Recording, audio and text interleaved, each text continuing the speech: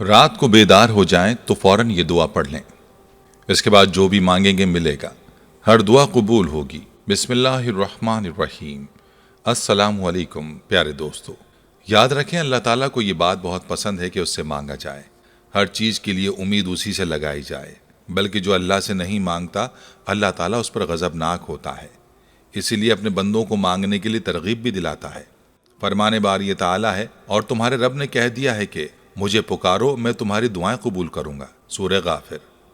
دوستو، اللہ کی ذات کیسی کریم ذات ہے کہ اللہ خود فرماتا ہے کہ مجھ سے مانگو میں تمہاری دعا قبول کروں گا۔ اگر دنیا کے اندر کا دستور دیکھا جائے تو کسی سے ایک بار مانگو، دو بار مانگو تو وہ ناراض ہو جاتا ہے، لیکن اللہ ایسا بادشاہ ہے کہ اس کے خزانے لامحدود ہیں، وہ سب کا داتا ہے، باقی سب اس کے محتاج ہیں، وہ بادشاہوں کا بادشاہ ہے۔ اس لیے تو اللہ تعالیٰ فرماتا ہے کہ مجھ سے دعا مانگو میں تمہیں عطا کروں گا۔ پیارے دوستو، ویسے تو دعا کی قبولیت کے بہت سے اوقات ہیں اور بہت سے طریقے ہیں، لیکن آج آپ کو جو طریقہ بتانے والے ہیں یہ طریقہ بہت ہی آسان ہے، اور ایسا طریقہ ہے جس کی تصدیق حدیث پاک میں ہوئی ہے۔ حدیث پاک میں یہ عمل خود پیارے آقا صلی اللہ علیہ وآلہ وسلم نے بتلایا ہے۔ یہ دعا کون سی ہے اور عمل آپ نے کیسے کرنا ہے، مکمل تفصیل آپ کو بتائیں گے۔ ویڈیو انتہائی اہم ہونے والی ہے، لہٰذا ویڈیو کو اسکپ نہیں کرنا اور آخر تک لازمی دیکھنا ہے۔ ویڈیو میں آگے بڑھنے سے پہلے آپ سے گزارش ہے کہ اگر آپ نے ہمارے چینل کو سبسکرائب نہیں کیا تو ابھی ہمارے چینل کو سبسکرائب کریں اور ویڈیو کو لائک اور شیئر بھی ضرور کیجیے گا۔ پیارے دوستو، کون ایسا شخص ہے جو یہ نہ چاہتا ہو کہ اس کی دعا قبول نہ ہو؟ ہر کسی کی یہ خواہش ہوتی ہے کہ اس کی ہر دعا قبول ہو، لیکن دعا کی قبولیت کے لیے کیا کرنا چاہیے یہ جاننے کی ہم کوشش نہیں کرتے۔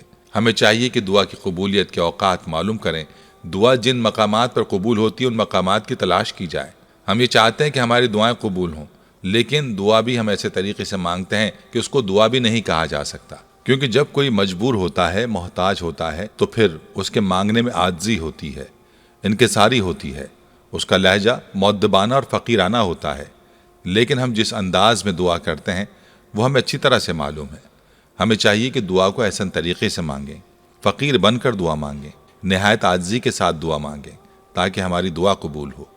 پیارے دوستو، ہم آپ کو دعا کی قبولیت کے اوقات بھی بتائیں گے، لیکن پہلے آپ کو وہ دعا بتاتے ہیں جس کو رات کو پڑھ لیا جائے تو ہر دعا قبول ہوتی ہے۔ یہ دعا کون سی ہے اور کس وقت پڑھنی ہے، اس حوالے سے نبی کریم صلی اللہ علیہ وآلہ وسلم کا فرمان ملاحظہ فرمائیے۔ پیارے آقا صلی اللہ علیہ وآلہ وسلم کا فرمان عالی شان ہے کہ رات کو جب بھی آنکھ کھلے تو آنکھ کھلتے ہی یہ کلمات پڑھیں، یعنی جو شخص رات کو اچانک بیدار ہو جائے تو یہ کلمات پڑھے: لا الہ الا اللہ وحدہ لا شریک لہ، لہ الملک ولہ الحمد وہو علی کل شیء قدیر، سبحان اللہ والحمد للہ ولا الہ الا اللہ واللہ اکبر ولا حول ولا قوۃ الا باللہ اللہم اغفر لی۔ ترجمہ: ایک اللہ کے سوا کوئی اللہ یعنی معبود برحق نہیں، اس کا کوئی شریک نہیں، اسی کی بادشاہی ہے اور اسی کی حمد و ثنا ہے، اور وہ ہر چیز پر قادر ہے۔ حمد و ثنا اللہ کے لیے ہے اور اللہ پاک ہے، اللہ کے سوا کوئی معبود برحق نہیں، اور اللہ سب سے بڑا ہے، طاقت اور بدلنا صرف اللہ ہی کے پاس ہے، اے اللہ مجھے بخش دے۔ آپ صلی اللہ علیہ وآلہ وسلم نے فرمایا، ان کلمات کو پڑھنے کے بعد جو دعا مانگی جائے قبول ہوتی ہے، اور اگر وضو کر کے نماز پڑھی جائے تو یہ نماز مقبول ہوتی ہے، بروایت صحیح بخاری۔ دوستو، یہ حدیث صحیح حدیث ہے، اور یاد رکھیں اس بات کی 100% گارنٹی ہے کہ آپ صلی اللہ علیہ وآلہ وسلم کی زبان سے جو بات نکلی وہ سچی ہے، اور ان کلمات کے بعد کی دعا کے قبول ہونے میں ذرہ برابر شک نہیں۔ اس لیے ان کلمات کو یاد کریں اور آنکھ کھلنے پر ان کو پڑھ کر اللہ سے اپنی حاجات کے لیے دعا کریں۔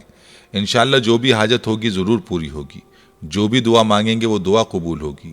بس یاد رہے کہ دعا آپ نے جائز حاجات کے لیے مانگنی ہے، کسی ناجائز امر کے لیے دعا مانگیں گے تو نقصان اٹھائیں گے۔ پیارے دوستو، بہت ہی آسان عمل ہے، خود بھی اس عمل سے ضرور استفادہ کریں اور ویڈیو کو صدقہ جاریہ کی نیت سے زیادہ شیئر بھی کریں۔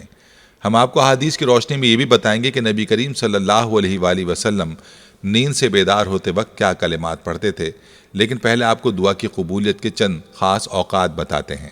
اس حوالے سے چند روایات ملاحظہ فرمائیے۔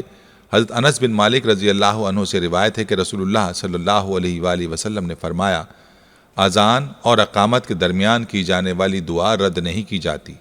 لوگوں نے پوچھا یا رسول اللہ صلی اللہ علیہ وآلہ وسلم، پھر ہم اس وقت کیا دعا کریں؟ آپ صلی اللہ علیہ وآلہ وسلم نے فرمایا، اللہ تعالیٰ سے دنیا اور آخرت کی عافیت مانگا کرو۔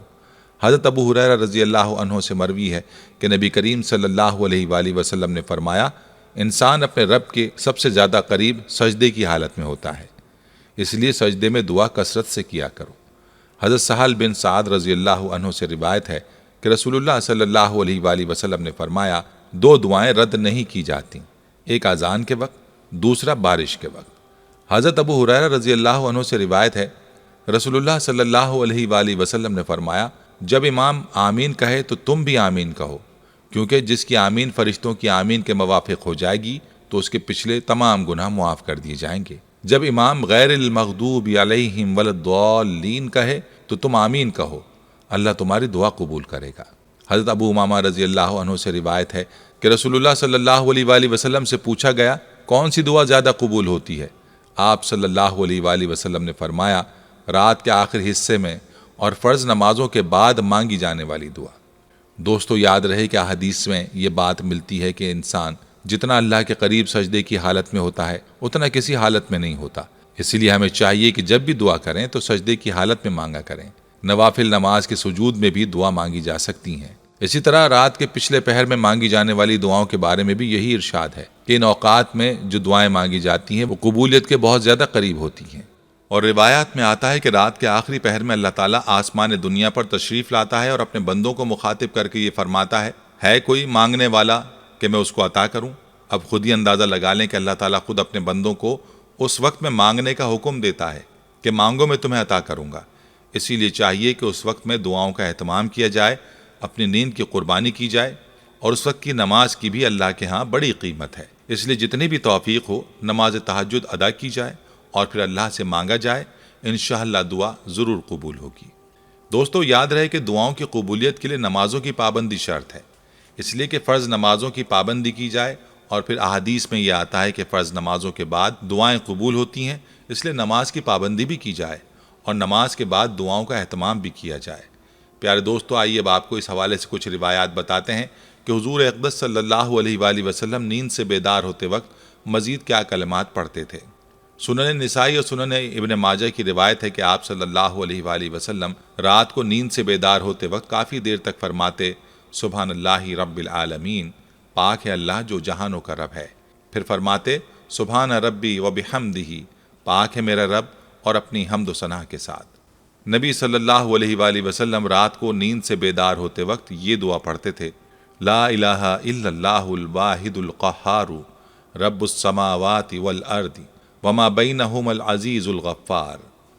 کوئی معبود نہیں سوائے ایک اللہ کے جو سب پر غالب ہے، وہ آسمانوں، زمین اور ان کے درمیان جو کچھ ہے اس سب کا رب ہے، وہی زبردست اور معاف فرمانے والا ہے۔ یہ تھی ہماری آج کی ویڈیو۔ جانے سے پہلے ویڈیو کو شیئر ضرور کیجیے گا۔